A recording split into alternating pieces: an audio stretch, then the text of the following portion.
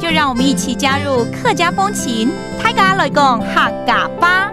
Fireflies used to be everywhere in Taiwan, but habitat destruction means it's now quite rare to see them. These glowy insects enjoy warm, sunny conditions with clean streams and natural environments. Luckily, many Hakka villages meet these criteria, and every March and April, fireflies can be seen there lighting up the night.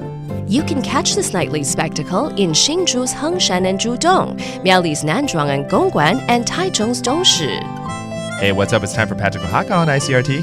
Hello， 大家好，我是阿宾哥 Leo。Hello， 你好，大家好，我是 Josephine。Leo， 我们今天应该聊聊什么呢？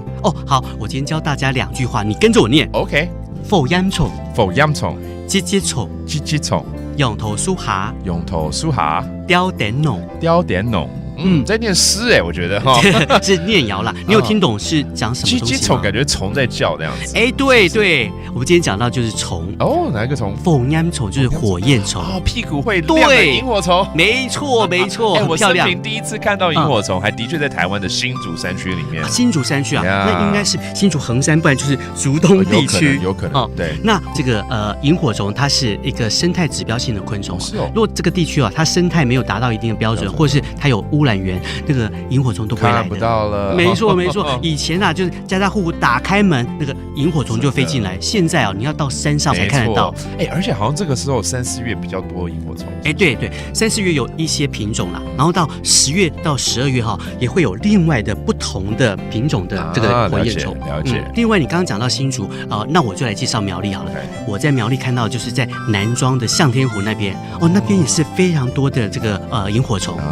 然后还有在苗栗公馆的北河山区那边也是赏萤的一个非常好的一个地点，而且人不多，没人跟你抢。你这样一讲，大家都要过去了。没关系我还有另外的地点。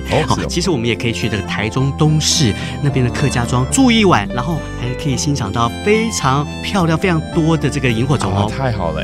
现在又是这个油桐花季，对不对？所以我们可以白天的时候赏油桐花，看花，然后晚上赏什么呢？赏萤看虫，对。好了，那我们就来教这几个单词了包括萤火虫，你说火焰虫嘛，对不对 ？Firefly， 否烟虫 ，and then 要看它出现 ，want to wait for it to appear， 翠烟，and finally the tongue flower， 油桐花。